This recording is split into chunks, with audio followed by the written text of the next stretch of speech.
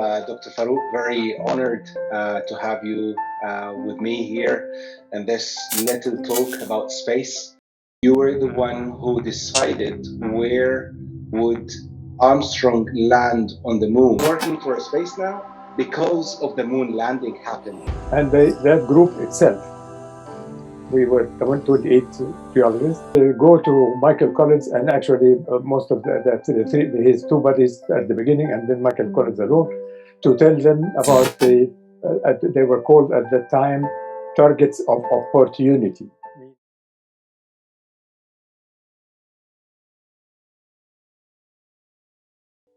So, Doctor, since we talked about the military and Michael Collins, there are two things came to my mind, which, as you know right now, we are going back to the moon, or at least this is a plan to put another human being on the moon, and also build moon villages, as there's now moon village associations.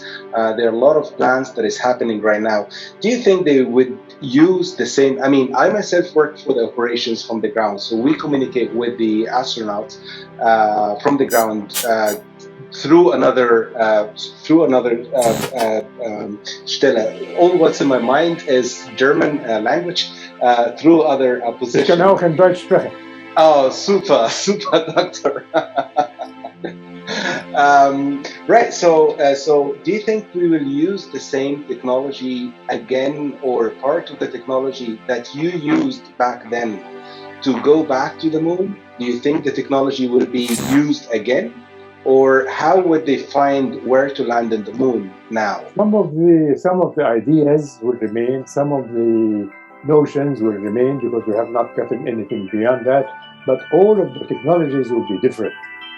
The huge computer that was by 1 foot by 1 foot square, that was with the spacecraft, was weaker than your iPhone. So things are going to be very different. Equipment will be vastly different. But the ideas of what is it and where and what not will be the same, because we haven't really gained anything that would say that we can better off do this and this and that. So the knowledge of the moon will be the same. It will not change. The information on what is it that we need when we go will be the same. What is it that you have to be careful when you land will be the same. But all of the technology and the way the astronauts will be, the way they will breathe, the way they will eat, everything else, as far as the life of the astronauts and their notions and where would they go, whether they will fly or ride, or whether they will do this and that will be different. So the methodology, you put down the stones of the methodology, and we continue with a different technology to execute this methodology that you put back then, which again gave me to my mind that ancient Egyptians started this whole space or astronomy or knowledge about space back then, like 4,000 years ago, or maybe more. And bam, 4,000 years later, we land on the moon, which is very, very slow with the human rate. That it took us 4,000 years since this already started. But again, 69, landed on the moon till 72, and then now it's 21, and the planning is during the next 10 years will be another landing on the moon. I know what takes us to that slow, like it's very, very slow to progress since 69 till now, and since the ancient Egyptians started till now. How do you see this? Why is it that slow? Why you're not going further? It's politics, the political notions and political decisions, because we went to the moon so that we can succeed ahead of the Soviet Union. Russia was ahead by Sputnik.